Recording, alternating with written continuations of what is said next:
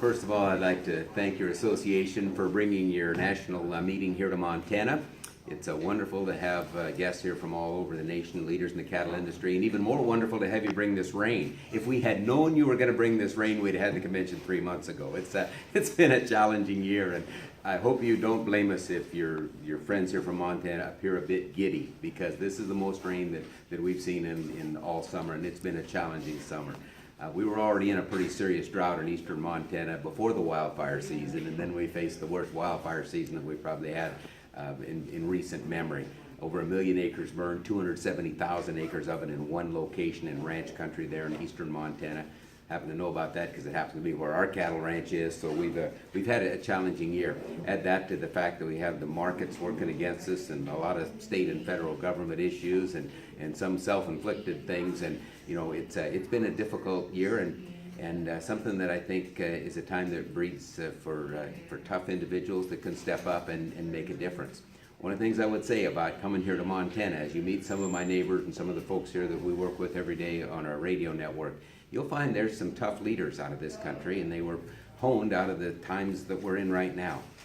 I bought the Northern Ag Network from Conrad Burns in the mid-1980s, which was a tough enough time of its own, and we've had some better times since then, but maybe we're going into a time that is a bit more challenging now, and that's why it is so important that we band together, we bring up our young leaders and our fresh minds, and we try to maybe do some things differently than the way we've always done them, and not be afraid to try new things and to build new alliances. And I think it's so important that we have that discussion here today. And you know what they say, adversity breeds character, and it breeds strong leaders. We've certainly seen that case here.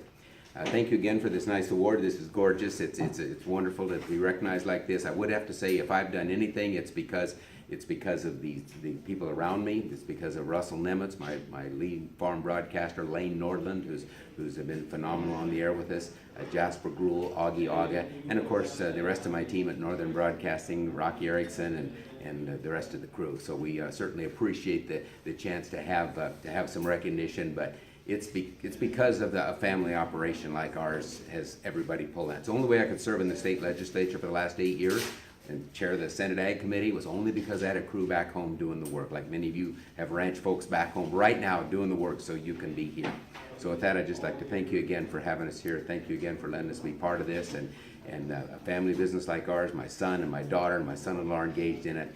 I hope you can get your sons and daughters and son-in-laws engaged in your business, step up, and they'll be on this board before long. Thank you very much on behalf of our industry, and thank you for what you're doing for the cattle business here in Montana and around the nation.